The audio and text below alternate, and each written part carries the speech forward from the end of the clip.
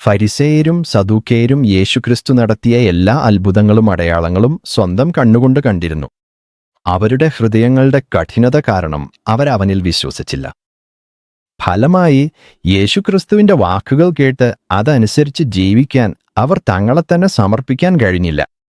പകരം അവർ തുടർച്ചയായി അവനോട് എതിർത്തുവെന്നു. ദൈനംദിന ധ്യാനം. അപ്പോൾ ഫരിസേയരും സദൂകേയരും വന്നു അവനെ പരീക്ഷിച്ച് സ്വർഗത്തിൽ നിന്നൊരു അടയാളം കാണിക്കണമെന്ന് അവനോട് ആവശ്യപ്പെട്ടു. മത്തായി 16:1. യേശുക്രിസ്തുവിന്റെ കാലത്ത് ഫരിസേയരും സദൂകേയരും പ്രധാന മതനേതാക്കളായിരുന്നു. അവരിൽ ഫരിസേയർ തങ്ങളെ തന്നെ ദൈവം വേർതിരിച്ചവരാണെന്ന് കരുതി യഹൂദന്മാർ അവരുടെ മതാചാരങ്ങളും പാരമ്പര്യങ്ങളും കർശനമായി പാലിക്കണമെന്ന് വളരെ സൂക്ഷ്മമായി പഠിപ്പിച്ചു. ദുഃഖം നിങ്ങൾക്ക്, ശാസ്ത്രിമാരെയും ഫരിസേയരെയും കപടന്മാരെ! നിങ്ങൾ വെള്ളം പൂശിയ കല്ലറകളെ പോലെയാണ്. പുറത്ത് മനോഹരമായി തോന്നുന്നു, പക്ഷെ അകത്ത് മരിച്ചവരുടെ അസ്ഥികളും എല്ലാ അശുദ്ധിയും നിറഞ്ഞിരിക്കുന്നു.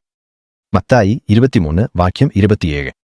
അതുപോലെ സദൂകേയരും മതാചാരങ്ങൾ പാലിച്ചിരുന്നെങ്കിലും അവരെ ഭരിച്ചിരുന്ന റോമാക്കാരുമായി സൗഹൃദത്തിൽ തുടരുകയായിരുന്നു. സ്വന്തം സൗകര്യത്തിനനുസരിച്ച് ആത്മീയ സിദ്ധാന്തങ്ങൾ അവർ മാറ്റിമറിക്കുമായിരുന്നു. മറുപിറവി ഇല്ലെന്ന് ഉറച്ചു പറഞ്ഞ് ആവശ്യമുന്നയിച്ചവരായത് ഫരിപ്പരായരും സദൂകേയരും ഇരുവരും തന്നെ തിരുവെഴുത്തുകളിൽ നന്നായി പരിചയമുള്ളവരായിരുന്നു. എങ്കിലും അവരുടെ ചില പരസ്പര വിരുദ്ധമായ ഉപദേശങ്ങൾ കാരണം ഫരിപ്പരായരും സദൂകേയരും എപ്പോഴും തമ്മിൽ എതിരാളികളായിരുന്നു. വാദങ്ങളിലും തർക്കങ്ങളിലും ഏർപ്പെടിയിരുന്നു. ഇവിടെ യേശുക്രിസ്തുവിനെ പരീക്ഷിക്കാൻ അവരവനോട് സ്വർഗത്തിൽ നിന്നൊരു അടയാളം കാണിക്കണമെന്ന് ആവശ്യപ്പെട്ടു. എങ്കിലും ദൈവവചനം വ്യക്തമായി പറയുന്നു, നിങ്ങളുടെ ദൈവമായ കർത്താവിനെ പരീക്ഷിക്കരുത്. നിങ്ങളുടെ ഇടയിൽ നിങ്ങളുടെ ദൈവമായ കർത്താവ് ഒരു ദേശശീലമുള്ള ദൈവമാണ്. അതിനാൽ നിങ്ങളുടെ ദൈവമായ കർത്താവിന്റെ കോപം നിങ്ങളുടെ മേൽ ഉണർന്ന് നിങ്ങളെ ഭൂമിയുടെ മുഖത്തിൽ നിന്ന് നശിപ്പിക്കാതിരിക്കാൻ സൂക്ഷിക്കുക. നിങ്ങളുടെ ദൈവമായ കർത്താവിനെ നിങ്ങൾ മസ്സയിൽ അവനെ പരീക്ഷിച്ചതുപോലെ പരീക്ഷിക്കരുത്. ആവർത്തനം 6:15-16. എങ്കിലും അവർ പരമോന്നത ദൈവത്തെ പരീക്ഷിക്കുകയും പ്രകോപിപ്പിക്കുകയും ചെയ്തു. അവന്റെ സാക്ഷ്യങ്ങൾ അവർ പാലിച്ചില്ല. പിതാക്കന്മാരെ പോലെ തന്നെ തിരിഞ്ഞ വിശ്വാസദ്രോഹികളായി പെരുമാറി. അവർ വഞ്ചനാപൂർവമായ ഒരു വില്ലുപോലെ വഴിതിരിവുപോയി.